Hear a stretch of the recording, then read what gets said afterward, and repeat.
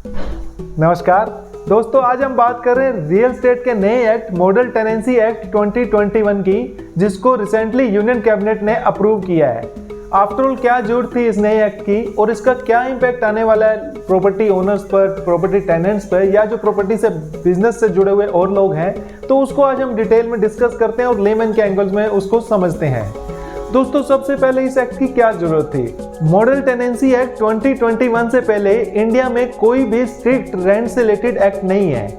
इसी की एब्सेंस की वजह से बहुत सारे प्रॉपर्टी ओनर्स ऐसे आर्बिट्रेटरी क्लॉज लगाते हैं जो टेनेंट को सूट नहीं करते हैं, और टेनेंट भी मोस्टली केसेस में इसका नाजायज फायदा उठाते हुए रेंट टाइम से पे नहीं करते हैं, या प्रॉपर्टी पे कब्जा, या कई तरह के डिस्प्यूट्स हैं जो सिविल कोर्ट्स में चलते रहते हैं।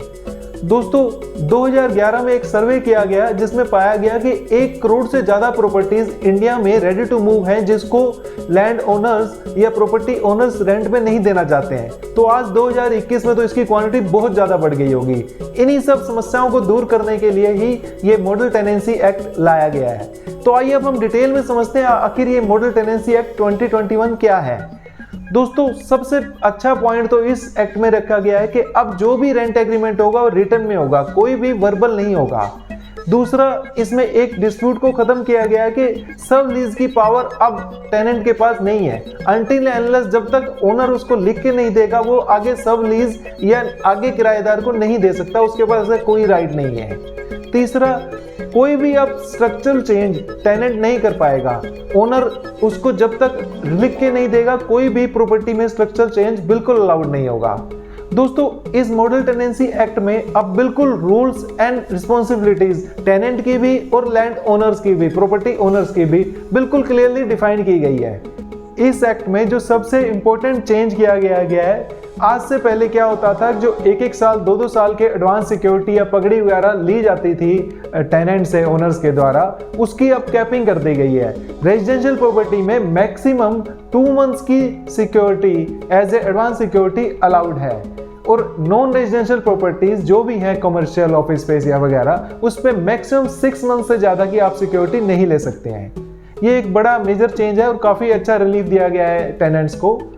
दोस्तों, इसके बाद जो ये अब मॉडल टेनेंसी एक्ट में एक बात कही गई है कि कोई भी टेनेंट और ओनर के बीच में डिस्प्यूट होता है तो उस पीरियड में टेनेंट को रेगुलर रेंट पे करना पड़ेगा, चाहे वो डिस्प्यूट कितना भी टाइम चले, आपको मंथली उसका रेंट देना ही होगा। इसके साथ साथ रेंट कोर्ट, रेंट ट्रिब्यूनल्स बनाई जाएंगी, जिसमें मैक्सिमम 60 डेज के अंदर अंदर उनको उनकी जो इशू हुए हैं लैंडलॉर्ड और उसके टेनेंट के बीच में, मकान मालिक और किराएदार के बीच में किसी भी तरह का डिस्प्यूट है, तो उसको 60 दिन के अंदर अंदर मैक्सिमम 60 डेज में उसको सोल्व करना ही होगा। मॉडल टेनेंसी एक्ट 2021 में जो प्रपोजल है उसमें कहीं भी कैपिंग नहीं रखी गई है। हर तरह के रेंट्स पे ये एप्लीकेबल है, चाहे कितना ही मिनिमम अमाउंट का हो, चाहे कितना ही मैक्सिमम अमाउंट का हो। इसके साथ साथ ही ये रूरल एरियाज में एप्लीकेबल है और साथ ही अर्बन एरियाज में भी एप्लीकेबल है। दोस्तों, रेट्रोस्पेक्टिव इफेक्ट से मॉडल टेनेंसी एक्ट एप्लीकेबल होगा नए केसेस पे। ऑब्वियसली पुराने जो एग्जिस्टिंग चल रहे हैं वो एज इट इज चलते रहेंगे। दोस्तों, जिस तरह रेरा आने के बाद अंडर कंस्ट्रक्शन प्रॉपर्टीज में इन्वेस्टर्स का दोबारा से कॉन्फिडेंस आया था, दोबारा से लोगों ने इन्वेस्ट करना शुरू करा प्राइमरी बुकिंग्स में, उसी तरह ये जो मॉडल टेनेंसी एक्ट है ये अगेन कॉन्फिडेंस देगा इन्वेस्टर्स को, एक लैंड ओनर्स को। वो अपनी प्रॉपर्टीज अब इजिली रेंट आउट करने के बारे में सोचेंगे। सेम टेनेंट्स के पास भी ऑप्शन ज्यादा आएंगे, बिकॉज अब प्रॉपर्टीज मार्केट में ज्यादा होगी, और इन दोनों का बेनिफिट प्रॉपर्टी बिजनेस में काम करने वाले लोगों को मिलेगा। एक तरह से बिजनेस बढ़ जाएगा। एज ए इन्वेस्टमेंट ये प्रोडक्ट और अच्छा हो जाएगा, क्योंकि अब वो डिस्प्यूट वगैरह नहीं होंगे। जिस चीज से आदमी डरता है इन्वेस्टमेंट करते हुए रियल एस्टेट में, वो चीजें कम होंगी और उससे उसका इन्वेस्टमेंट करने का कॉन्फिडेंस इंक्रीज होगा।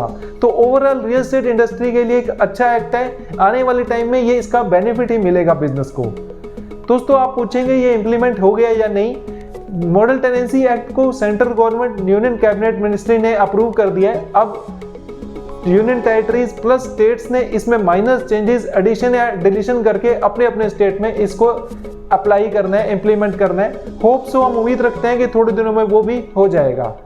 दोस्तों, इस एक्ट के अंतर्गत यदि आप कुछ और जानना चाहते हैं इसके बारे में, या प्रॉपर्टी से रिलेटेड यदि आपकी कोई और क्वेरीज है, तो नीचे कमेंट बॉक्स में लिखिए। मैं पूरी कोशिश करूंगा उसका आंसर देने की।